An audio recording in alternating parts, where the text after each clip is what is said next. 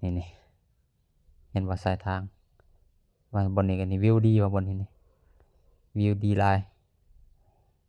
สวยงามพอวิวนี่ได้เรื่อง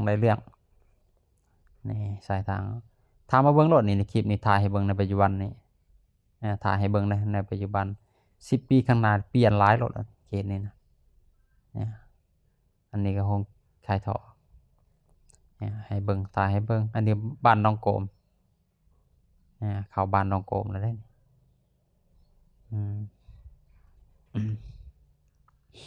หลัก10เก่าหลัก10ยังได้จังนี่เพื่อนสายทางเลยก็เป็นตาเบิ่งเป็นตาแนมได้ทำเสมอ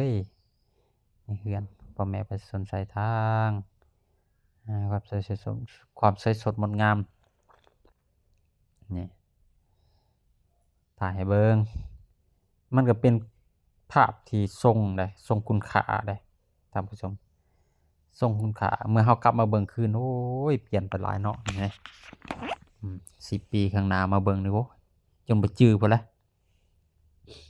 ณปัจจุบันนี้เฮาก็ถ่ายอันนี้ก็ปี2026เนาะจื้อไว้เด้อปี2026ถ่ายคลิปนี้10 ปีข้างหน้ามาเบิ่งก็ได้สิจื้ออยู่บ่เพราะว่าเปลี่ยนหลายท่านผู้ชมเอ้ยท่านผู้ชมจะได้เห็นภาพใหม่ๆไปเรื่อยๆเด้ถ่ายไว้เป็นภาพความทรงจำนะคลิปเป็นหาชมได้ยากภาพทรงจำดีๆสายทางมีแต่ป่าไม้ลำพูลำเนาอันนี้ก็ฮอดแล้วนี่ฮอดหนทางแบงนี่คือเขากาดนี่หนทางแบงครับบัตรคือเขากาด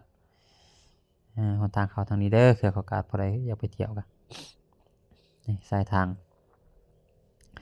ถ่ายให้เบิ่งท่านผู้ชมจะได้เบิ่งบรรยากาศดีๆบรรยากาศสายทางดีๆเป็นนี่หาชมได้ยากบางคนก็บ่เคยได้มาเนาะบ่เคยเข้าเมืองดนแล้วนะเมื่อเห็นคลิปนี่คิดฮอดได้คิดฮอดเคยไปเมื่อก่อนแต่บ่ได้ไปก็ได้เบิ่งผ่านโทรศัพท์ก็ได้เด้อท่านผู้ชมเด้อเบิ่งผ่านโทรศัพท์ก็ได้ก็สมจริงคือกันแล้วนี่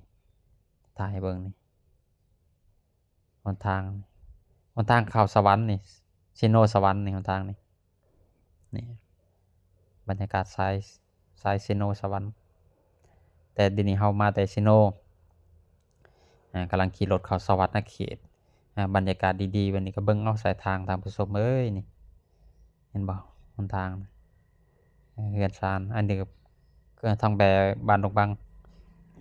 ร้านขายเครื่องสายทางนี่บรรยากาศดีๆวันนี้หาชมได้ยากสุดละถ่ายให้เบิ่งให้จนจุใจพุ่นนะ จนจุใจทำผู้ชมพุ่นว่าบรรยากาศวันนี้หาเบิ่งอยู่ไสกันบ่เบิ่งในช่องนี้ช่องเดียวนะถ่ายให้ชุดทางรถเอาเรียวๆให้เบิ่งรถเอาจนว่าจื้อหมดทุกบอนทุกช่องหมดนะว่าบรรยากาศสายทางเป็นอะไรนี่ครับเฮามาเที่ยวมาชมประเทศลาวนี่สะออนได้นี่สะออนแล้วลูกหลานเฮากับผู้อยู่ก็สืบไปได้เห็นบ้านเมืองเจริญขึ้นแต่เมื่อก่อน10 ปีขึ้นหลังไผสิคิดว่าประเทศลาวเฮานี่สิมีการพัฒนาไปจุดนี้ได้แต่มาปัจจุบันนี่โอ้ยได้เห็นความสวยงามนี่ของประเทศชาติบ้านเมืองนี่งามนี่น่าสะออนสายทางไปนี่โอ้ย10 ปีข้างหน้ามาเบิ่งคืนเพื่อเป็นบุญเพื่อเป็นบุญหูบุญตาได้นี่อันนี้โรงงานฮอดบ้านนาเตยแล้วนี่บ้านนาเตยชื่อแล้วบ่อนขายเกลือบ้านนาเตยเด้อนี่เด้อนี่บ่อนหาขายเกลือนี่หาขายเกลือหมดแล้วนี่หาขายเกลือบ้านนาเตยเบิ่งความงามบ้านนาเตยเป็นบ้านเศรษฐกิจขายเกลือมาสวรรค์เขตต้องให้ฮู้บ้านนาเตยขายเกลือ นี่สายทาง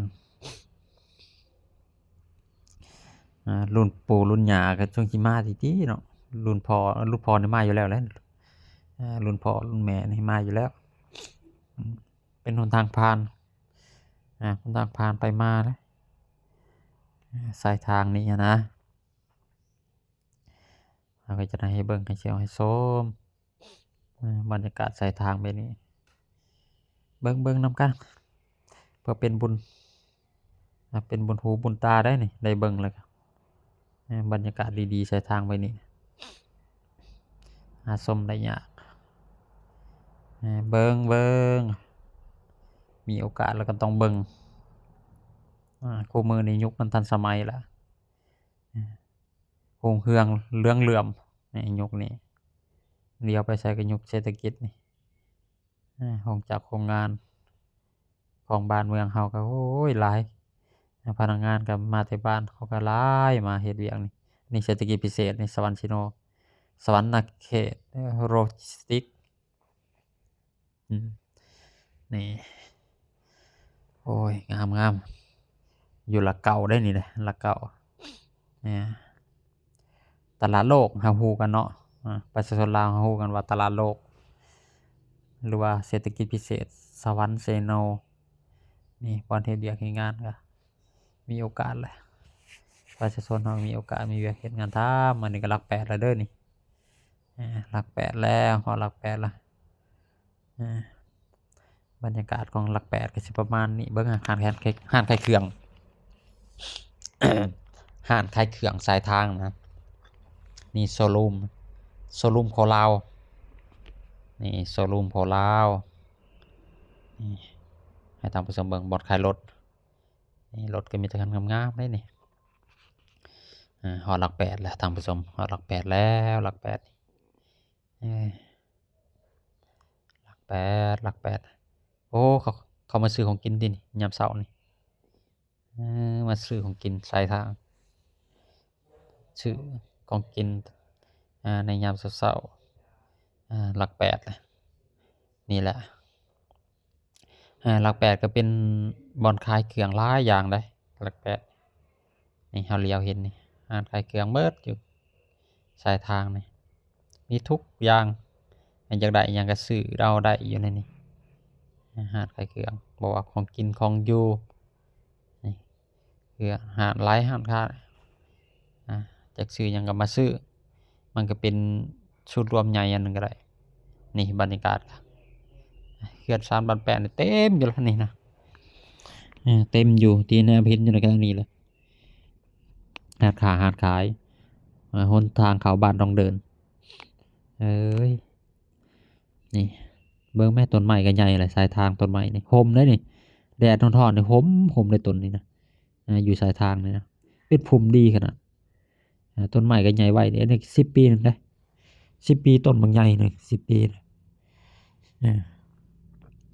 10 ปีต้นบางใหญ่นี่ฮอดแล้วฮอดหลัก6แล้วฮอดวงเวียนไดโนเสาร์เลยเอ้ยท่านผู้ชมเอ้ยเบิ่งนำกันนี่อันนี้ก็ทางแบงไปขัวนี่ขัวมิตรภาพสวรรค์มุกดาหารนี่ฮอดหลัก6แล้วฮอดหลัก6แล้วอันนี้แหละเกินว่าคอยหลัก6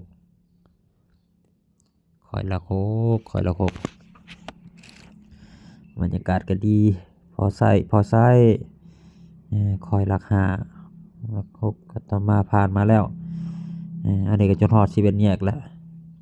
11แยกแล้วคิวรถเมล์เด้อนี่คิวรถเมล์นี่ทางเข้าคิวรถเมล์สวรรณเขตเด้อนี่คิวรถเมล์สวรรณเขตคิวไปเวียงนะไปเวียงไปปักเซก็มาขี่รถอยู่นี่ไปตลาดใหญ่ซอยนี้เอ้ย